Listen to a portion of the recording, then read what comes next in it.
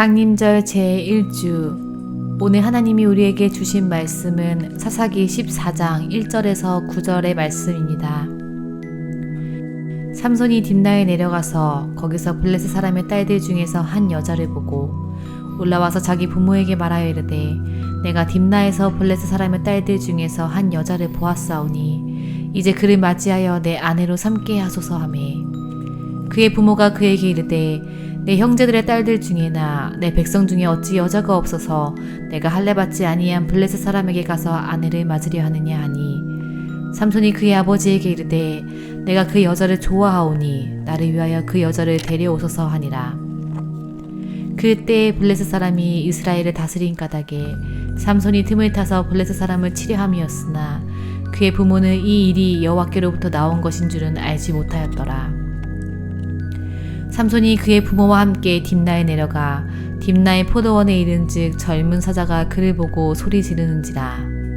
여호와의 영이 삼손에게 강하게 임하니 그가 손에 아무것도 없이 그 사자를 염소 새끼를 찢는 것 같이 찢었으나 그는 자기가 행한 일을 부모에게 알리지 아니하였더라.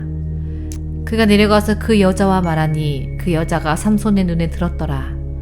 얼마 후에 삼손이 그 여자를 맞이하려고 다시 가다가 돌이켜 그 사자의 죽음을 본즉 사자의 몸에 벌떼와 꿀이 있는지라.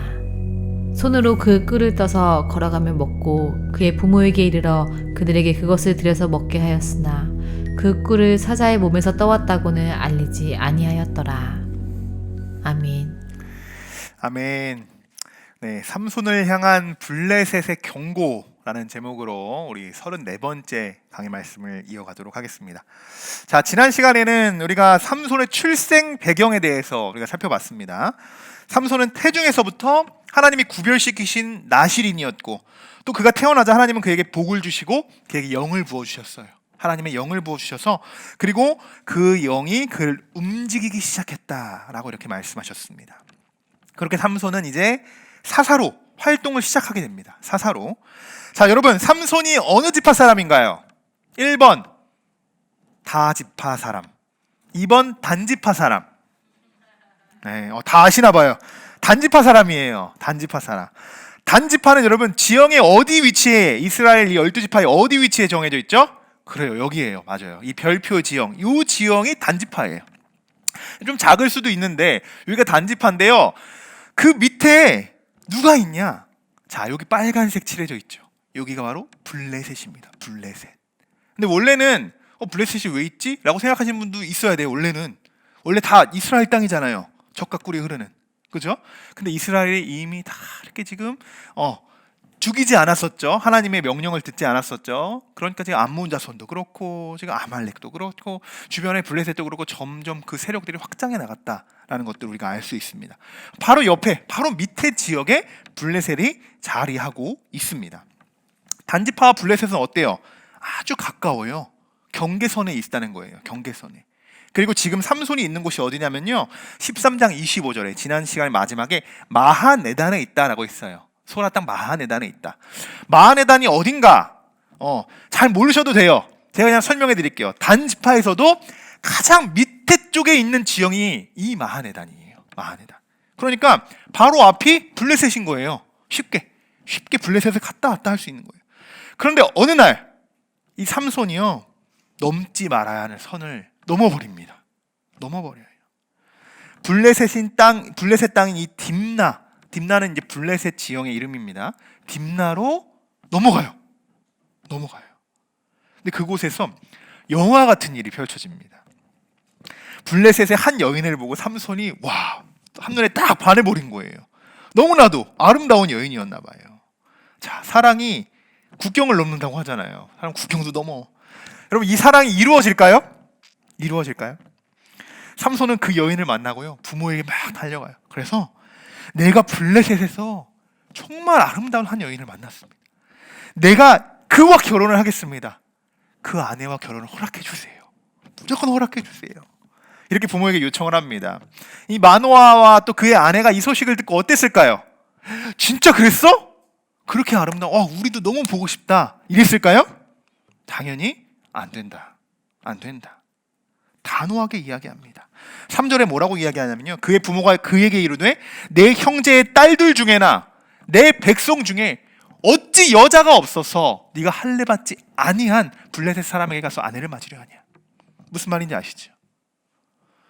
아니 지금 우리가 뭐 여자가 없어서 네가 지금 다른 여자랑 결혼하려고 하냐? 심지어 이방 여자잖아. 할례도 받지 않은 이방 여자가 결혼을 한다고? 안 돼. 안 돼. 당시 이스라엘 자손들이 이방 여인과 결혼한다는 건 말도 안 되는 이야기였어요. 심지어 이스라엘 백성 12지파 중에서도 다른 지파의 사람과 결혼하는 것도 그냥 좋지 않았단 말이에요. 그런데 심지어 블레셋 여인과 결혼을 한다고 하니 당연히 말리겠죠. 안 된다고 하겠죠. 삼손도 이 사실을 여러분 잘 알고 있었을까요? 모르고 있었을까요? 알고 있었겠죠. 알고 있었겠어요. 하지만 그는 그럼에도 불구하고 밀어붙이기 시작합니다. 내가 좋아하니까 그냥 허락해 주세요. 이렇게 지금 삼손의 성격이 슬슬 나오죠. 어떤 성격인지 아실 거예요. 삼손은요, 앞뒤 상황보다요, 자신이 하고자 하는 거 무조건 해야 되는 거예요. 그냥 자신이. 그래야 직성이 풀리는 성격인 거예요. 지금까지 우리가 봤던 지금까지 11명의 사사들은 어떻습니까? 굉장히 신중해요. 신중하고 좀 답답하기까지 해요. 뭔가 좀 하나님의 일을 좀 선뜻 나서서 해야 되는데 그렇지 못합니다. 늘 하나님께 또 먼저 물어요. 그렇게 묻고 하나님이 일하실 때 그때야 이제 사사들이 움직이기 시작했는데 삼손은 달라요. 그냥 움직입니다. 움직여요. 이런 부분이 삼손의 장점이기도 해요. 그런데 단점이기도 합니다. 단점이기도 해요. 이것이 아주 잘 보여져 있는 게 이 삼손의 이야기예요. 이 시점에서 우리는 한 가지 흐름을 놓치지 말아야 하는 것이 있습니다. 오늘 14장의 말씀은요, 삼손이 이제 하나님이 삼손을 사사로 부르시고 이제 처음 활동을 시작하는 그 시기라는 거예요. 그것이 중요합니다. 처음으로 이제 사사로 삼손을 사용하실 텐데 그때 삼손의 눈에 블레셋의 한 여인이 들어오게 된 겁니다. 그런 배경이에요. 그런 배경. 여기서 많은 사람들은 이것을 주목합니다. 이스라엘 자손들은 당연히 이방 사람과 절대 결혼할 수 없어. 절대. 나시린으로 구별된 삼손이 아니 어떻게 하나님의 명령을 거르고 블레셋과 결혼할 수 있어? 안 돼. 안 돼. 그럴 수 없지. 자, 대부분은 여기에만 우리가 초점을 맞춥니다. 이것에 집중해서 우리가 말씀을 묵상해요. 그런데 오늘 본문에서 가장 중요한 말씀은요, 4절의 말씀이에요. 4절의 말씀. 자, 이것을 조금 더 제가 그냥 개역개정판으로 제가 보니까 약간 이것을 삼손은 그랬는데 부모는 그렇지 않았다라는 그런 식으로 약간 잘못 해석할 수 있다라는 생각이 들어서 제가 공동번역, 세번역 다 확인을 해봤는데 그런 의미가 아니라는 것을 제가 분명히 보여드리려고 아주 세번역으로 가져왔습니다. 자, 같이 한번 읽어볼까요? 그의 분노는 주님께서 블레셋 사람을 치실 계기를 삼으려고 이 일을 하시는 줄을 알지 못하였다. 그때에 블레셋 사람이 이스라엘을 지배하고 있었다. 네, 이 부분이요 오늘 가장 중요한 부분이에요. 이 부분이 첫 번째, 이게 팩트예요. 블레셋 사람이 뭐예요? 이스라엘을 지배하고 있었다는 거예요. 그 배경을 우리가 더 먼저 봐야 돼요. 지금 삼손이 블레셋 가서 이렇게 여자를 만났다, 이게 초점이 아니라는 거예요. 이 초점이 아니라 블레셋 사람이 지금 이스라엘을 점령하고 있다는 시점을 우리가 놓치면 안 된다는 거예요. 두 번째, 블레셋 사람을 치실 계기를 삼고 있으셨다는 거예요. 누가요? 하나님이 삼손을 통해서 블레셋을 치실 계기를 삼고 있었다는 거예요. 근데 이것은 삼손도 모르고 부모도 모릅니다. 자, 이들의 관심사 지금 뭐예요? 삼손도 그렇고 부모의 관심사도 그렇고 결혼이에요. 지금 그냥 여기서 비춰지는 게 결혼이잖아요. 결혼밖에 없어요. 여러분, 우리가 지금 집중해서 봐야 하는 건 뭐라고요? 하나님이 이스라엘을 블레셋 손에서 구원하시겠다는 거예요. 이게 메시지라는 거예요. 이 메시지가. 그런데 하나님의 영이 임한 삼손도 태중에서부터 또 아이를 구분하여 나시른으로 양육했던 그 부모들도요, 지금 하나님의 일하심을 전혀 눈치채지 못하고 있습니다. 만약 4절이 없었다면요, 이 얘기는 완전 산으로 갔을 거예요. 한편의 멋진 막장 드라마를 만들었을 거예요. 어쨌든 삼손이 결혼을 했을 거라니까요. 분명히 그의 성격을 봤을 때.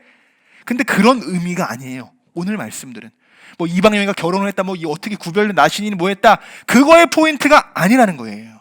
하나님이 이스라엘을 블레셋 손에서 건져내시겠다, 그 계획이 있다라는 것 알려주시는 거예요. 자, 이들은 전혀 이것을 눈치채지 못하고 있는데요, 자, 왜 그런지 제가 하나의 예를 들어서 말씀드릴게요. 3절에 보시면요, 삼손이 그의 아버지에게 이렇게 이야기했다는 거예요. 아버지, 내가 그 여자를 좋아합니다. 내가 그 여자를 좋아합니다. 근데 이것을 직역, 히브리어 원어 그대로 직역해보면요, 이렇게 직역한다고 해요. 그는 삼손의 눈에 옳았다. 이렇게 직역한답니다. 이것을. 자, 이것을 무엇을 말해주는 거냐? 삼손의 기준, 하나님의 기준보다 자신의 기준이 볼 때 그녀가 옳았다는 거예요. 그녀가. 이것은 앞으로 자기 눈에 옳은 대로 행동할 것이다. 누가요? 삼손이. 그것을 미리 암시해주는 말씀이에요. 암시해주는 말씀. 여러분, 우리도 이럴 때 참 많아요. 내 앞에 놓여져 있는 일들, 내 앞에 보여지는 일들만 가지고 내가 그것만 믿고 그것이 옳다고 내가 막 주장하고 밀어붙일 때가 있어요. 그럴 때가 있어요. 그럴 때 뭐 옆 사람들, 뭐 그 사람들을 미안해할 게 아니고요, 우리는 그 사람들보다 하나님을 배제시켜 버린다는 게 위험한 거예요. 하나님을 배제시킨다는 것. 전체적인 하나님의 흐름을 봐야 돼요. 하나님의 역사를 훑어봐야 돼요. 하나님의 어떻게 일하시는지 그것을 생각하고 움직여야 하는 사람들이 우리들인데, 우리는 매번 이런 부분들을 놓칠 때가 있다는 거예요. 물론 하나님은 은밀하게 일하시죠. 그분이 일하시는 크고 은밀한 일을 우리가 어떻게 다 알 수 있겠습니까? 모른다고 하는 게 맞을 수 있어요. 그러나 그래도 우리가 구별된 하나님의 자녀잖아요. 하나님의 자녀인데 우리가 자녀로서 늘 하나님께 어떤 자세로 나가야 됩니까? 하나님께 물어야겠죠. 하나님, 이럴 땐 어떻게 합니까? 하나님, 어떻게 해야겠습니까? 이렇게 하나님의 뜻을 묻고 하나님의 일하심을 간구해야 되지 않을까요? 만약 삼손이 조금 더 감정적으로 앞서고 행동하지 않는 사람이었다면 이렇게 하지 않았을까 싶어요. 딥나에 가요. 뭐 갈 수 있어요. 그런데 그렇게 생각합니다. 아버지, 내가 딥나에서 한 여인을 봤는데요, 이 여인이 참 내 마음에 들어오는데 이것이 하나님과 연결해 주기는, 하나님이 연결을 시켜 주실까요? 한번 이렇게 묻지 않았을까요? 하나님께도 그렇게 묻지 않으실까요? 하나님, 이 여인이 진짜 내 여인이라면 하나님 보내주세요. 보내주세요. 이렇게 기도하지 않았을까요? 그런데 그게 아니. 그 여자가 맞다니까요, 아빠. 결혼시켜달라니까요. 굉장히 막무가내로 지금 나가는 거예요. 여러분, 오늘 지금 이 시간에도요, 하나님은 우리를 통해, 여러분들을 통해 일하고 계십니다. 믿으시죠, 여러분? 구체적으로 어떻게 하나님이 나를 통해 일하시는지는 몰라요. 어떻게 하나하나 속속 우리가 알겠습니까? 그 하나님의 일하심을 모르지만 우리는요, 하나님이 우리를 통해, 나를 통해 일하실 수 있도록 우리가 먼저 준비되어야 하는 줄 믿습니다. 그게 하나님의 자녀예요. 그게 하나님의 자세라는 거예요. 하나님의 자녀로도 센 자서. 자, 하나님이 일하시는 방법은요, 우리의 상상을 뛰어넘습니다. 뛰어넘어요. 삼손의 눈에, 블레셋의 여인이 눈에 탁 들어온 것은요, 하나님의 계획인 거예요. 하나님의 계획. 그 여인을 통해서 하나님은 삼손을 블레셋 땅에, 그 진영으로 들어가게 하십니다. 계기를 만드셨다는 거예요. 계기를. 자, 자식 이기는 부모가 없다고 하죠. 만호의 부부는요, 이 막무가내 삼손을 어떻게 할까요? 끝까지 뜯어 말려야 되는데 어떻게 할까요? 들어줍니다. 그 말을 들어줘요. 그리고 그 여인을 아내로 삼기 위해서 가족과 함께, 부모와 함께 블레셋 진영으로 딥나로 내려가게 된다는 거예요. 자, 5절의 말씀인데요, 같이 한번 읽어보겠습니다. 삼손이 그의 부모와 함께 딥나에 내려가 딥나의 포도원에 이른즉 젊은 사자가 그를 보고 소리 지르니라. 아멘. 자, 4절 못지않게 5절의 말씀도 오늘 굉장히 중요한 말씀이에요. 왜 그럴까요? 조용해질 줄 알았어요. 여러분, 혹시 뭐가 잘못됐는지 아세요? 지금? 이 말씀을 딱 읽으면 지금 잘못됐구나 라는 걸 알아야 돼요. 여러분, 뭐가 잘못됐어요? 삼손이 지금 어디에 갔다고요? 딥나의 포도원. 그렇구나, 갔구나, 포도원에 갔구나, 이렇게 생각하시면 큰일 납니다. 이게 왜 문제가 되냐면요, 삼손은 누구예요? 뱃속부터 구별된 나실인이에요. 나실인은요, 포도를 먹거나 포도주를 마시지 않습니다. 또 무슨 계명이 있어요? 시체를 만지지 않아요. 사체를 만지지 않아요. 그래서 이들은요, 그 계명을 지키기 위해서요, 어릴 때부터 아예 포도원 근처도 안 갑니다. 아예 끊어버린다는 거예요. 끊어버린다는 거. 그래서 삼손은 어때요? 딥나에 내려가는 것도 문제지만 딥나에 내려가서 포도원에 들어가요. 포도원에. 그런데 그때 삼손을 향해서 으르렁대는 젊은 사자 한 마리가 나타납니다. 여러분 그런 거 경험해 보셨을 거예요. 타지에 가잖아요. 타지에 가면 막 외부인들이 왔다고 막 강아지들이 막 나와가지고 막 소리치고 막 그런 거 있잖아요. 막 소리 지르고. 마치 지금 그런 광경인 거예요. 오지 말아야 하는 그런 곳에 삼손이 들어온 거예요. 그럴 때 이 블레셋 진영뿐만 아니라 포도원에 들어왔어요. 그러자 한 마리의 사자가 으르렁거리며 나타납니다. 삼손을 향해. 그리고 그에게 달려들게 됩니다. 저는 이 말씀으로 한참을 묵상했어요. 진짜 한참을. 이게 어떤 의미일까? 하나님의 어떠한 의미로 이 젊은 사자가 지금 왜 삼손에게 달려들었을까? 제가 일주일 동안 연구한 저의 나름대로의 또 자료의 논문대로 또 제가 조사한 나름대로의 신학적인 관점을 두 가지로 제가 요약을 해봤어요. 두 가지로. 첫 번째 뭐냐? 첫 번째는 하나님의 경고예요. 하나님의 경고. 두 번째는 블레셋의 경고입니다. 하나님은 나시린으로서 금지하는 곳, 그곳에 들어갔어요. 들어가면 안 되는 그곳, 하나님이 막으신 거죠. 경고하신 거예요. 들어오지 마라. 소리쳐 주신 거죠. 또한 외부인에 대한 블레셋의 저항이었다. 이렇게 볼 수 있습니다. 자, 첫 번째로 하나님의 경고에 대해서 우리가 조금 살펴본다면 삼손은 분명 구별된 나시린이에요. 나시린. 나시린임에도 불구하고 자신이 지금 서 있는 곳이 어딘지도 모르고 지금 앞만 보고 달려가는 그 삼손에게 하나님의 이 영, 하나님의 사자는 경고의 메시지를 지금 보내고 있는 것입니다. 우리가 이럴 때가 있어요, 여러분. 우리가 그리스도인으로서의 본분이라는 게 있잖아요. 이것을 우리가 잘 지키지 못하고요. 내가 하지 말아야 하는 말들, 하지 말아야 하는 행동들, 내가 하지 말아야 하는 가지 말아야 하는 그런 장소들, 거룩하고 성결하게 지켜야 하는 그런 것들이 있어요. 그리스도인들만이 지켜야 하는 그런 것들이 있죠. 그런데 그것을 다 배제시켜버리고 알지만 배제시켜버리고 우리가 죄를 딱 짓고자 할 때, 죄를 범하고자 할 때 여러분 느끼실지 느껴보셨을지 혹 아직은 느껴보시지 못하실지 모르겠지만요, 하나님의 사자가 그 순간 찾아옵니다. 하나님의 사자가 딱 우리에게 찾아와서요, 우리의 마음을 탁 막아버려요. 죄 짓지 못하게. 그런 거 여러분 느껴보셨어요? 마음의 가책이 느껴지죠. 양심의 찔림이 느껴지죠. 하나님의 근심이 느껴지죠. 그 순간을 여러분 잘 생각해 보세요. 이것이 죄인지 알면서도 내가 죄를 범하게 되는 그 순간, 그때가 성령님이요 계속 내 마음을 부여잡고 있습니다. 아니야, 안 돼. 그런데 결국 그 성령님의 마음을 우리가 뿌리쳐버리고 내 뜻대로 행할 때, 그때 죄를 범하게 되는 거예요. 그때. 여러분 항상 여러분이 서 계신 곳이 어딘지를 잘 살피셔야 됩니다. 항상. 그리고 죄의 마음에 이 뿌리를 정말 뿌리쳐 버리셔야 돼요. 예수님이 주시는 마음으로요. 예수님이 주시는 마음. 우리가 가는 영상이나 이렇게 매스청 보시면 그러잖아요. 우리는 가운데 서 있고 여기 막 악마가 나타나고 여기 막 천사가 나타나서 막 얘네들끼리 싸우잖아요. 정말 저는 실제로도 하나님의 영과 사단의 영이 그렇게 부딪히고 싸운다고 생각해요. 우리를 어떻게 조절하려고 하는지. 두 번째 뭐냐? 블레셋의 경고예요.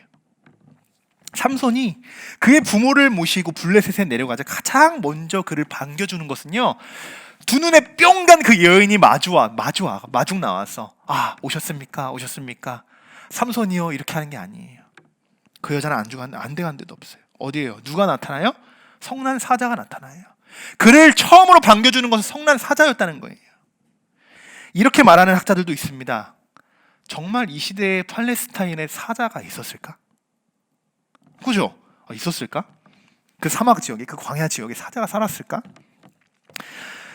충분히 그런 의도가 있어요. 무슨 말인지는 알겠는데 저는 이렇게 이야기하는 의도가 있는 것 같아요. 사자가 누구예요? 동물의 왕이잖아요. 왕. 가장 강하죠. 그래서 저자는 이것을 진짜 동물의 왕 사자가 아닌 뭔가 이것을 상징적인 의미로 사자로 기록한 것이 아닐까 라고 이렇게 많은 학자들도 추측을 하곤 합니다. 뭐 일리가 있다고 생각해요. 왜냐? 블레셋이란 존재는요, 사자 같은 존재입니다. 이스라엘과 늘 적대 관계였어요. 어디서부터 시작된 줄 아십니까? 이 적대 관계가요? 아브라함 때부터 시작돼요. 아브라함 때부터. 그리고 언제까지요? 사사시대도 그렇고요, 다윗도 그렇고요, 솔로몬도 그렇고요, 또 분열 왕국 시대에도 그렇고요. 뭐 정말 블레셋이 멸망하기 전까지, 느부갓네살에 멸망하잖아요. 그 멸망하기 전까지 이스라엘과 계속적으로 부딪혔던 나라가 블레셋이었어요. 계속. 이들은요, 성경 쪽에서 뗄래야 뗄 수 없는 아주 악연의 관계예요. 그렇게 말할 수도 있어요. 어느 민족보다 그리고 이 나라는 강했습니다. 강했어요. 사자의 부르짖음은요, 삼손에 대한 블레셋의 첫 번째 경고다, 이렇게 볼 수 있습니다. 여러분, 신약 성경에서도 우리가 많이 볼 수 있죠. 귀신 들린 사람이요, 예수님을 만나면 어떻게 됩니까? 막 경련을 일으키고 막 쓰러지기도 하고 막 기절하기도 하죠. 왜 그럴까요? 예수님의 능력을 알아차렸기 때문이에요. 예수님이 어떠한 분이신지 알아차렸기 때문이에요. 그래서 막 몸부림치는 거예요. 마치 오늘 사자의 부르짖음은 이와 같습니다. 사자는 삼손이 하나님의 사람이구나, 하나님의 영을 받은 사람이구나 라는 것을 미리 알아봅니다. 그래서 알아차려요. 그래서 더 이상 다가오지 못하도록, 이 땅에 들어오지 못하도록 으르릉대며 그에게 위협을 가한 것이에요. 여러분이 충분히 이해가 되시죠? 이 대목이요. 자, 젊은 사자가 포도원에서 으르렁대며 삼손에게 달려듭니다. 삼손 어떻게 했습니까? 어떻게 했을까요? 6절의 말씀으로 한번 같이 읽어볼까요? 여호와의 영이 삼손에게 강하게 임하니 그가 손에 아무것도 없이 그 사자를 염소 새끼를 찢는 것 같이 찢었으나 그는 자기가 행한 일을 부모에게 알리지 아니하였다. 아멘. 네. 삼손이 맨손으로 사자를 어떻게 한다고요? 염소 새끼 찢는 것 같이 찢었다고 해요. 엄청난 괴력이죠. 저는 손으로 찢어본 거는 사과가 전부인데, 사실 뭐 염소 새끼를 찢는 거가, 염소 새끼도 어떻게 찢어요, 그죠? 그런데 그렇게 아주 쉽게 그냥 그 사자를 찢어버렸다는 거예요. 아주 쉽게. 엄청난 괴력이에요. 왜 이게 가능했을까요? 여호와의 영이 삼손에게 어떻게 임했습니까? 강하게 임했으니 가능했던 일이에요. 그런데 우리가 여기서 자세히 들여다보는 말씀이 있어요. 6절의 하반절인데요. 그는 자기가 행한 일을 부모에게 어떻게 한다고요? 알리지 아니하였다. 여러분, 잘한 일이에요? 못한 일이에요? 왜 알리지 않았을까요? 알릴 수 없었던 거예요. 알릴 수 없었던 거. 왜냐하면 사자를 죽인 곳이요, 나실인인 삼손으로서 들어가면 안 되는 곳이었어요. 이미. 그렇기 때문에 이 사실을 부모에게 알렸다간 또 거기 들어갔는데 뭐 사자가 나타나서 뭐 이렇게 해가지고 이걸 찢어가지고 막 이렇게 했다는 이 사실을 부모에게 굳이 알릴 필요가 없었던 거예요. 왜? 꾸중만 들었을 테니까. 분명히 그랬겠죠. 야, 여기 오자는 것도 너 의견 들어가지고 너 존중해서 왔는데 여기 와서도 그렇게 사고를 치냐? 당장 올라가. 이렇게 하지 않았을 거예요, 마노아도? 그랬을 수 있을 것 같아요. 삼손이 이 사건을 통해서요, 삼손은 분명히 자신이 나실인이었구나. 그래, 나 나실인이잖아. 내가 지금 서 있는 이곳 포도원, 큰일 났네. 그 나실인이었다는 그 존재를 다시 한번 머릿속으로 깨달았을 거예요. 근데 그가 또 미처 깨닫지 못한 것도 있어요. 삼손이 사자를 죽일 수 있었던 것은요, 하나님의 영이 강하게 임하기 때문이었잖아요. 근데 그 삼손은 그렇게 생각하지 못했어요. 자신의 힘으로 사자를 죽였다고 생각했다는 거예요. 자신의 손으로. 왜 그렇게 볼 수 있으냐? 만약 나실인이 그곳에 들어갔음에도 불구하고 사실 삼손이 이것을 했다면요, 이것이 정당하다면요, 이것을 부모에게 알렸을 거예요. 왜요? 그 장소가 포도원이든 아니든 내 힘으로 한 게 아니라요, 이것은 하나님이 나를 통해 하셨어요. 부모에게 나가서 이렇게 있을 수 있잖아요. 사실 제가 포도원에 들어갔습니다. 그런데 그곳에서 놀라운 사자 한 마리를 만났어요. 그런데 갑자기 그곳에서 하나님의 영이 저에게 강하게 임해서 제가 그 영으로, 그 힘으로 사자를 찢어 죽였습니다. 이렇게 만약에 솔직하게 다 이야기했다면 마노아와 그의 아내가 이걸 믿었을까요? 안 믿었을까요? 저는 분명 믿었을 거라 생각돼요. 그래서 삼손은 이 사실을 감춘다는 거예요. 감춘다는 거. 숨겨요. 여러분 잘 생각해 보셔야 해요. 사자는요, 삼손이 하나님의 사자라는 것을 미리 알아차리고 으르렁댔습니다. 덤볐어요. 이미. 그런데 막상 삼손은요, 자신이 나실이라는 것을 그것도 뒤늦게 깨달을 뿐더러 사자를 죽인 것도 은폐시켜버려요. 은폐시켜버려요. 여러분, 내가 하는 일이 정말 하나님이 하시는 일인지, 정말 내 힘으로 하는 일인지, 이것을 잘 구분할 수 있어야 합니다. 쉽게 구분하지 못해요. 그러나 잘 구분할 수 있어야 돼요. 이걸 구분하지 못하면 삼손처럼 되는 거예요. 삼손처럼. 사실 저는 삼손의 이 일은 잘한 일이라고 생각해요. 부모에게도 떳떳이 이야기할 수 있는 일이라고 생각해요. 왜? 하나님이 역사하신 일이잖아요. 하나님의 영을 지금 받아서 그 일을 행했는데 그게 왜 부모에게 말하지 못할 일인가요? 아니에요. 아니에요. 충분히 이야기할 수 있는 역사라고 생각합니다. 체험이라고 생각해요. 이것이 구분이 잘 안 된다면 여러분 정말 심각한 겁니다. 정말. 아직 이러한 삼손의 모습으로 봤을 때 삼손은 아직 사사로서 미숙하구나. 이제 시작하니까요. 그것을 미숙한 삼손의 모습을 보여주고 있습니다. 여러분 때때로 하나님께서는 우리를 포도원에, 우리가 가지 말아야 하는 곳이잖아요. 포도원, 그리고 포도원보다 더한 곳에 우리를 그냥 막 집어넣을 수도 있어요. 일부러요. 일부러. 우리를 연단 가운데 놓으려고 그렇게 갖다 놓으실 수도 있어요. 지금 사사시대를 겪는 게 그 이유 아닙니까? 너희 한번 정신 차려봐라. 그리고 이방인들 손에 가난 이 이스라엘 백성들 넘겨주셨잖아요. 그래서 이들이 지금 사사시대를 보내고 있는 거잖아요. 하나님은 때때로는 우리를 포도원 같은 그런 자리에 하나님 우리가 갖다 놓으신다는 거예요. 그때 우리가 잊지 말고 기억해야 하는 것이 무엇입니까? 그냥 그들의 포로가 되어서 그 포도원에 갇혀서 그 사자에게 그냥 으르렁대고 내가 피하고 위협적인 존재로 그냥 내가 숨어서 지내는, 그렇게 우리가 살아가야 될까요? 아니요. 아니에요. 우리는요, 하나님의 영이 우리에게 강하게 임해달라고 그렇게 간구하며 기도하는 것입니다. 그 방법밖에 우리가 그곳에서 벗어날 길이 없어요. 그것이 우리에게 유일한 희망인 것이죠. 여러분, 한 번 거짓말하면 다음에 어떻게 됩니까? 거짓말을 덮기 위해 계속 거짓말합니다. 계속. 8절과 9절을 한번 우리가 읽어볼게요. 같이 한번 읽어보겠습니다. 얼마 후에 삼손이 그 여자를 맞이하려고 돌이켜 그 사자의 죽음을 본즉 사자의 몸에 벌떼와 꿀이 있는지라. 손으로 그 꿀을 떠서 걸어가며 먹고 그의 부모에게 이르러 그들에게 그것을 드려서 먹게 하였으나 그 꿀을 사자의 몸에서 떠왔다고는 알리지. 아멘. 자, 포도원에는 삼손이 혼자 갔던 거예요. 혼자.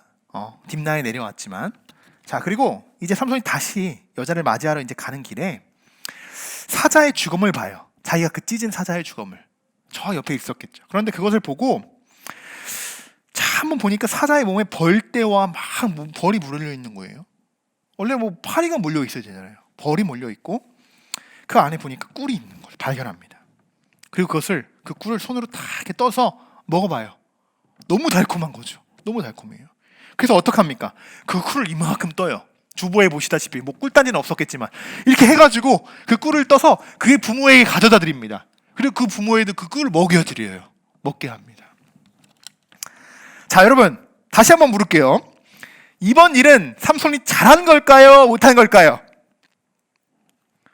네, 이 안에는요 삼손의 3가지 죄를 삼손이 범하게 됩니다.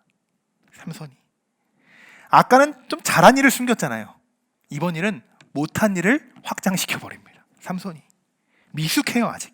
자, 삼손의 3가지 잘못된 거. 첫 번째 뭐냐? 또 포도원에 갔다는 거예요. 또 포도원에. 가지 말아야 하는 거잖아요. 나실이면 가지 않아야 되는데 또 포도원에 갔다는 거예요. 그리고 두 번째, 손으로 꿀을 떠서 먹었다는 거예요. 뭐가 잘못됐어요 이게? 아, 젓가락을 사용하지 않았구나. 숟가락을. 그죠? 그게 잘못된 걸까요? 아니에요. 나실이는 죽은 사체를 만지면 안 됩니다. 꿀을 떴다는 건 사체를 만졌다는 거예요. 사체 안에 있던 그 꿀을 떴다는 거예요. 자기의 손으로.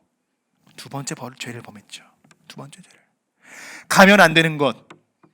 만지지 말아야 하는 것, 나시린이 지켜야 하는 모든 것들을 그는 다 범했어요 지금. 그럼 세 번째 잘못은 뭘까요? 부모에게 속여서 그 꿀을 먹게 한다는 거예요. 어디서 났는지 말도 안 합니다. 단순히 꿀이 어디서 나는지 말도 안 하고요, 건들지도 말고 먹어야지도 않아야 하는 그 꿀을요 가지고 와서요 간접적으로 그 부모에게 그 꿀을 맛보게 합니다. 죄예요. 이것도 죄. 여러분, 죄는요 이렇게 달콤한 꿀송이와 같습니다. 그냥 보고 지나쳤을 수도 있어요. 뭔 상관이야 저게, 내가 찢어 죽였으면 됐지, 으르렁대지도 않는 사자 뭔 상관입니까? 그냥 가면 되잖아요. 그런데 계속 신경 쓰여요. 죄는 그런 거예요. 지나치지 못하게 합니다. 우리를 지나치지 못하게 해요. 그는 다시 포도원에 들어가서 그 꿀을 직접 떠서 맛을 봅니다. 죄를 맛보는 순간 어때요? 우리는 쉽게 빠져나올 수 없어요. 지나치지도 못하는데 그곳에 빠져서 그 꿀을 다시 죄를 맛보게 되는 순간 황홀하잖아요. 얼마나 달콤합니까? 얼마나 달콤해요. 그래서 여러분, 늘 설교자들이 강단에서 외칩니다. 여러분, 죄를 멀리 하셔야 됩니다. 최대한 죄를 단절시키셔야 됩니다. 죄를 범하지 않으셔야 돼요. 그렇게 외치는 이유가요, 한 번 그 죄에 빠져들게 되면, 한 번 그 죄에 물들기 시작하면, 맛보기 시작하면요 주체할 수 없이 이렇게 죄가 빠르게 번져나가게 되기 때문이에요. 죄의 속성이에요. 그리고 죄는요 진짜 못됐어요. 공범을 만듭니다. 공범을. 자신이 먹은 이 나무 열매를, 아담 에덴 동산에도 그렇잖아요. 하와가 자신이 먹은 이 나무의 열매를 어떻게 합니까? 아담에게 가서 주잖아요. 아담에게. 그리고 그것을 맛보게 하잖아요. 처음에 아담도 그게 뭔지 모르고 먹지만 그것이 먹는 순간 그들의 눈이 밝아지고 그 죄라는 것을 깨닫게 됩니다. 죄는 그런 거예요. 맛보기 전까지는 그게 죄인지 몰라요. 맛보는 순간 그게 죄인지 알아요. 그 순간 어떻게 해요? 나만 죄일 수 없어요. 이 죄를 같이 짊어지고 갈, 마치 예수님이 십자가를 지고 나를 따라오라고 이야기하신 것처럼 나의 죄를 같이 짊어지고 갈 그 동료를 찾게 된다는 거예요. 그게 부모가 된 거죠. 부모는 무슨 죄입니까? 삼손 따라서 그 고집에 이끌려서 지금 여기까지 온 것도 지금 사실 못마땅한데 나도 모르게 지금 삼손이 갖다 준 꿀까지 먹었으니 이런 정말 가슴 아픈 상황이 어디 있겠습니까? 여러분들은 정말 주변 사람들에게 꿀을 퍼다주는 사람입니까? 아니면 생수를 퍼다주는 사람이십니까?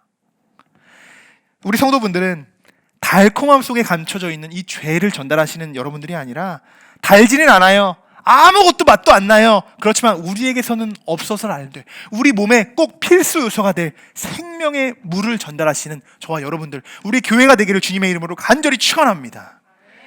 오늘 우리는 44 삼손을, 이 본격적인 활동, 첫 활동에 대해서 우리가 살펴보았어요. 아직 사사로서는 미숙하죠. 굉장히 미숙한 삼손의 모습을 발견할 수 있습니다. 어떤 게 잘한 일인지 어떤 게 못한 일인지도 구별하지 못하고, 잘못한 일은 그것을 위로 드러내고 못한 일은 감춰버리는 그런 미숙한 삼손을 발견했어요.